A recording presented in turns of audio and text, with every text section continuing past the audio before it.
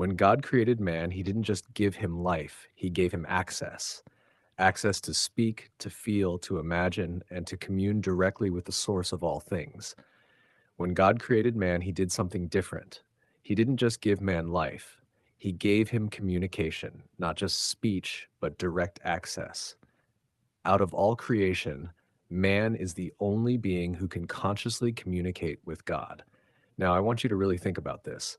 You are the created, and you have a creator who knows exactly what you deserve, what's meant to show up for you, what you're ready for, even the things you've forgotten to ask for.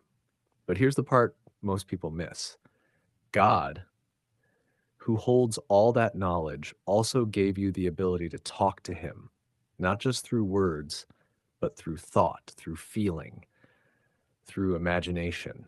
So if you're looking at your life right now and what you're seeing doesn't match what you know is meant to be there, then the most logical question to ask is this: what have I been saying to God in secret? Because here's the truth: you are always speaking to God and to the world around you. That's your answer. You don't need a crowd, you don't need a ritual, you don't even need to say it out loud. You just need to go into that inner room, the secret place, and say what you actually want, not what you fear, not what you've been taught to settle for, but what your soul knows is yours. I want you to brace yourself for this teaching. Come with an open heart and a quiet mind, because if you really hear what I'm about to say, if you truly take it in, it could change everything. So I'm asking you right now, invest your attention, not just your ears, your focus, because this isn't entertainment. This is revelation. And something tells me you're not hearing this by accident. Let's begin. If you followed Neville Goddard for some time, then you've probably heard one of his most famous quotes. He said, "Your imagination is God." Now, let's be honest. That quote can feel uncomfortable, offensive, especially if you were raised to see God as someone far off, separate, out there. But Neville wasn't being poetic, he was being precise. So let's break it down. Why would he say your imagination is God? Because if you understand this right here, everything else in your life begins to shift. You see, your imagination is the only place where creation actually begins. Before a house is built, someone imagines it. Before a song is sung, someone hears it in their mind.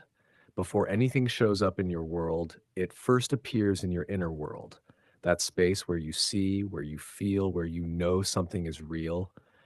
Even when it hasn't happened yet, that's holy ground. That's not just imagination. That's God showing you a preview of what's possible. And here's the part most people miss. Imagination isn't pretending, it's the blueprint of reality. And when you speak to God in secret through imagination, you are planting the very thing you will later call manifestation. So now the question becomes, what have you been saying to God on repeat? Because that internal loop you've been running, that's a prayer too, a message repeated with emotion, sent straight to the divine. So here's the real question. If your life is reflecting what you've been saying in secret, then what should you be saying instead? What do you say to God to align with what you actually want? What do you say to pull the unseen into the seen?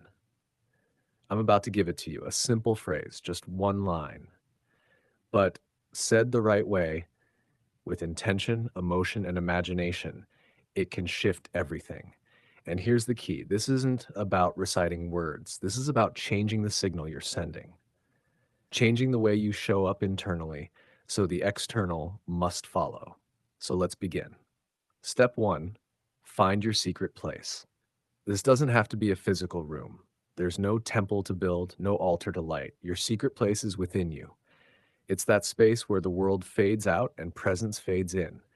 It could be in your bed before the world wakes up, in the stillness before your first thought, in your car, engine off, heart open, while walking, while waiting in line, while breathing with your eyes closed.